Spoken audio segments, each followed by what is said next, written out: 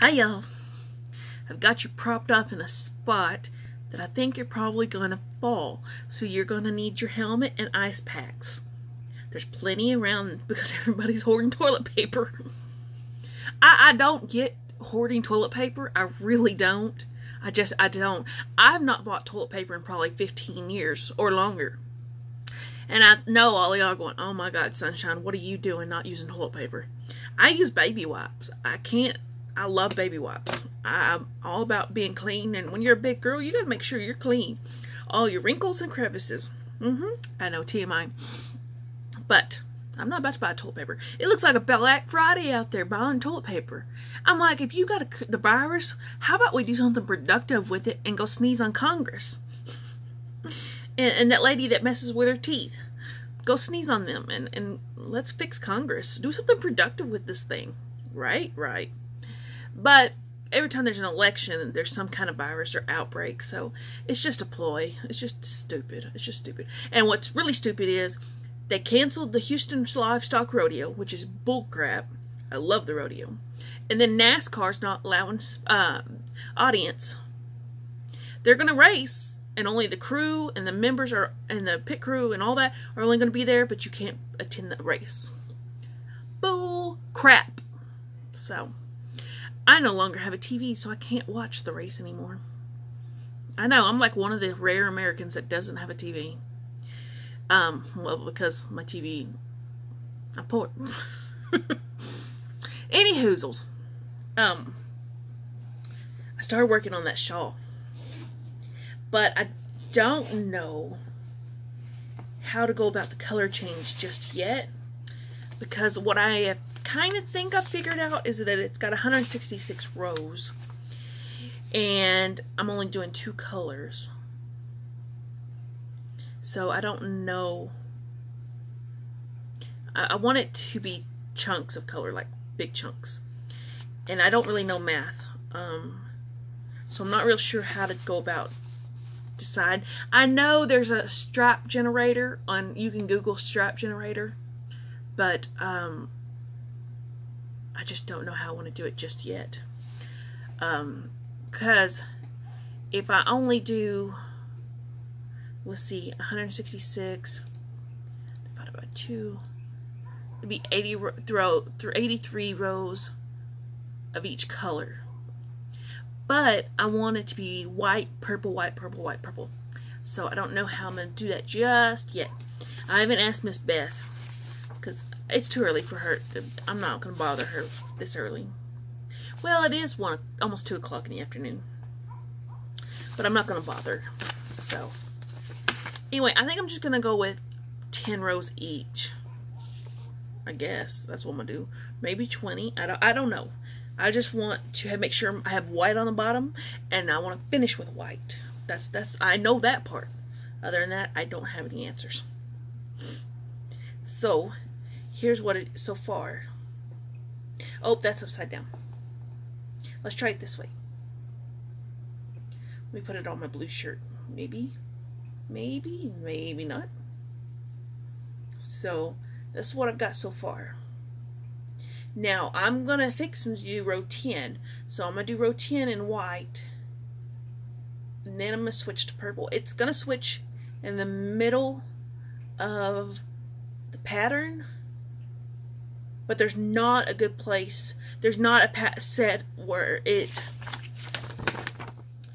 going to go here. This is a free pattern, so I can show you this. Here's the pattern. But then it's going to go to this. And you repeat this 3 times. So there's not a good spot to stop and add the color. If that makes sense. And then you do this for the last row. So I'm just going to change it in between, because if you were to see this picture in color, it's a self-striping yarn, and so it just does its thing throughout the whole thingy. So I'm just going to switch colors and hope that it looks okay, you know, and go for the best. But that's what we got so far. So, and all it is a filet crochet. If you understand how filet crochet works, then you'll have this. The key right here, let me show you this key right here. I got this to remind myself. is your odd rows go right to left, and your even rows go left to right. And I put these right here so I know where I'm going. So I know, and then I chuck off the row. So as long as you can get you out a pencil and just start marking exactly, and you should be fine. And since this one's says it's geometric or symmetrical, what's that word? Somebody with the big brain, tell me. Anyway, you can't really go wrong because it's the same way this way or the same way this way. Now, if it was a different pattern that had different stuff on it or whatever, then you would really, really have to pay attention. But because this is the same on each side, it doesn't really matter. But you want to get in that habit of reading the rows the correct way. Because if you get in that habit, then when you get something more complicated, then you can be like, oh, okay, I know what I'm doing. And I mark it, like I go mark it when I start, and then I go to the end and mark it. And then I go up one and mark it and go back, and then, back and forth. Just write on it. It's just paper. Just write on it and help you get through that. I mean, it's fairly simple. There's plenty of videos on YouTube how to do flake crochet. Beth in Texas 1 is one of my favorite ones that can show you how to do flake crochet. There's all kinds of people. I mean, obviously the crochet crowd has done it, but I'm not big into his teaching of how to do things. My biggest irk with his is he's a good teacher. Don't get me wrong. He's a good teacher. I'm not going to debate that. But when he shows you how to weave in ends, and all he did was crochet over the tail and cut it off, or he just weaves it in and out of a piece, it's not going to work like that. It just won't. It'll come undone. You've got to weave in those tails. You just can't crochet over them. That's how blankets fall apart. I learned this the hard way. You can't, like when you do a magic circle and they show you crocheting over the tail and then cutting it, that's not going to work, because that eventually will come undone, and that circle will come undone, and your whole piece will go to shit in a handbasket. So you really got to learn to cinch that tail up and then weave it all in through your work. I really recommend that way. Just weaving it back and forth is not going to cut the mustard. Your project that you worked really, really hard on is going to go to hell. It's going to be bad. And I would hate for anybody to have to go through that. So I really wish he would show that a little bit better, I guess you would say. Because a lot of new people watch him and they don't know any better. And it would hurt my heart, to have all these new guys come in and start crocheting and make this beautiful piece, and then when they wash it or a month or two down the road it starts coming undone. Well, that's why. And that's heartbreaking, because then they're going to be like, I'm done with this hobby. I don't want to do it no more.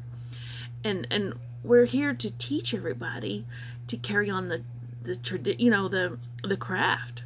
So I mean, it is what it is. I don't mean to get on a tangent there, but anyway, yeah.